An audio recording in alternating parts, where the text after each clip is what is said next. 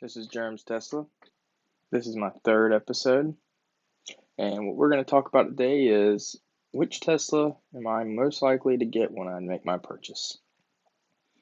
Alright, so let's begin. So, if you've paid attention to the different options available for the Tesla Model 3, you'll realize that there's a standard range plus, there's a standard range, there's a long-range rear-wheel drive, there's a long-range all-wheel drive, and then you have the performance. So quickly we can knock off a few of those, right? So for one, the performance is just outside of my price range altogether. I would love to have the performance if I was going to get one, but it is just a little bit too much for that extra performance package that I really just don't need. The standard range, which is the $35,000 version, right?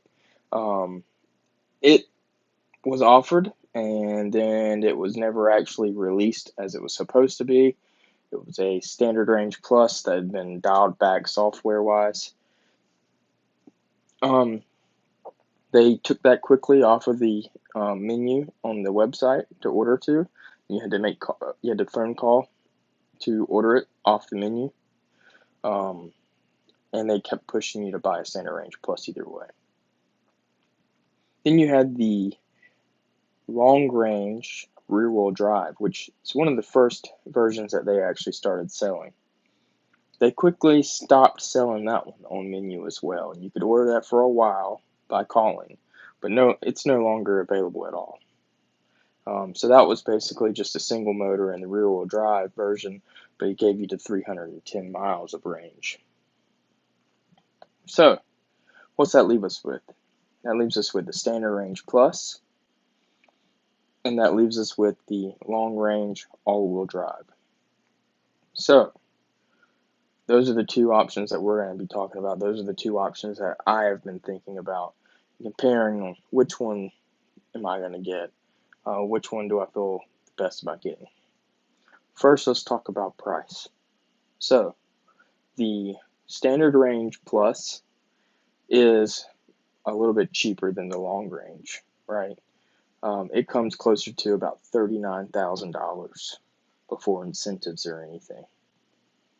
The long range all-wheel drive comes out to about $48,000, so about $9,000 more dollars.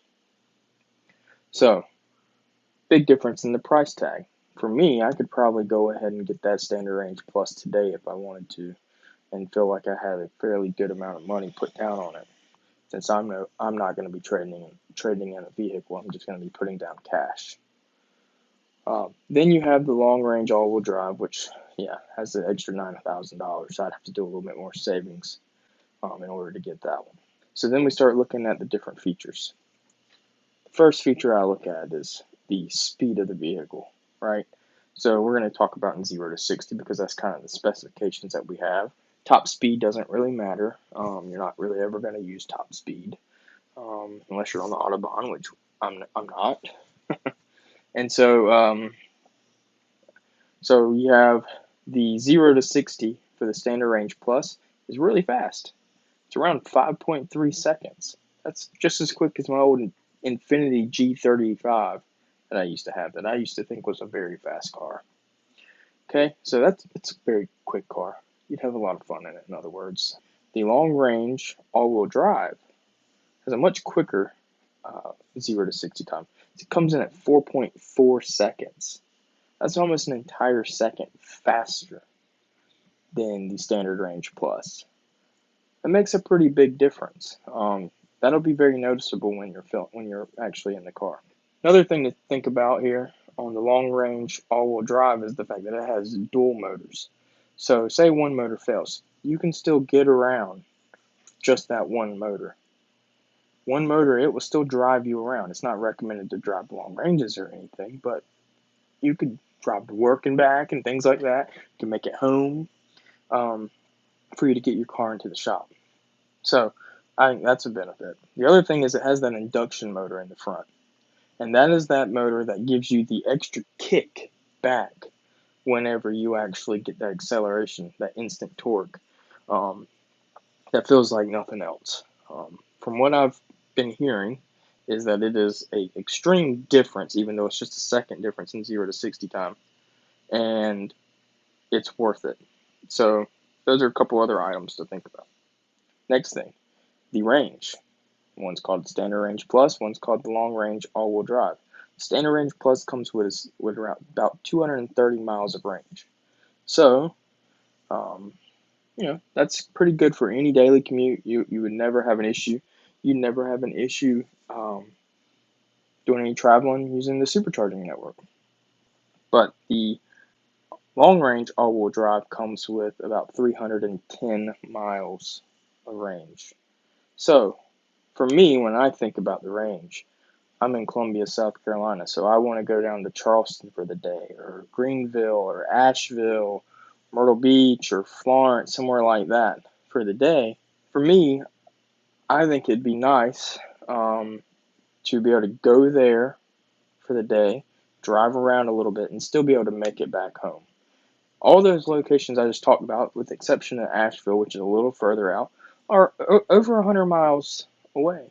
About 120 miles each one. I think Asheville is 150 maybe. Anyways, don't quote me on that one. But either way, the 230-mile range means that pretty much I'm going to have to charge before I come home if I go on one of those trips in order to feel comfortable, unless I really want to just skimp by. So that's a downside for me. So the next thing that I think is the big difference between the two is the sound system. I've always enjoyed having good sound systems in my car. I like every now and then when I'm driving down the interstate after work or something, taking a load off basically, I want to have a good sound system, listen to some good music and get my mind just off of anything else, right? The Standard Range Plus does come with a good sound system. It's very good, but its software drops out some of the extra speakers that are in the car, and it also does not have a subwoofer.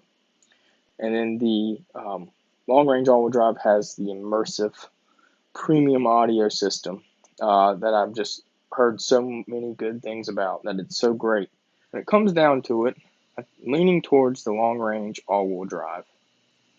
And I think what I need to do for myself is I need to go test drive the two of them back to back and get a good understanding for myself based on two criteria, the sound system and the acceleration. Am I going to be able to live with it in the Standard Range Plus? Because the range thing's pretty easy to think about. I don't necessarily need to go test drive to understand that. That would just be something that I'll go through once I get the vehicle. So my next video, I'll talk about my test drive, which I've actually already done, but I'll go through details of the experience and everything. So please like, and if you like the video, subscribe so that you'll know whenever I get when I do my next video, and go through the whole test drive experience. Thanks again.